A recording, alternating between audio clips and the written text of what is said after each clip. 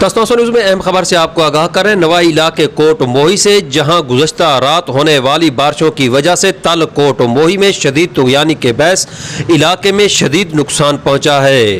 अहम खबर से आपको आगाह किया जा रहा है। नवाई इलाके कोट मोही से जहां तल कोट मोही में गुज़श्ता रात होने वाली बारिशों के सबब 10 से 15 फीट तक पानी आ गया, जिसकी वजह से न सिर्फ आस पास की शहरी आबादी को शदीद नुकसान पहुंचा, मकानात मुनहदम हुए, बल्कि खड़ी फसलात भी तबाह होकर रह गई हैं। इसके साथ साथ मकबल कलां और दीगर इलाकों में भी खड़ी फसलात को शदीद नुकसान पहुंचा है।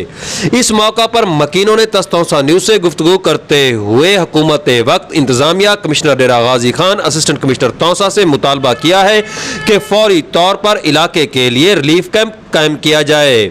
उन्होंने कहा इलाके का विजिट किया जाए और फौरी तौर पर इमरजेंसी नाफिज की जाए।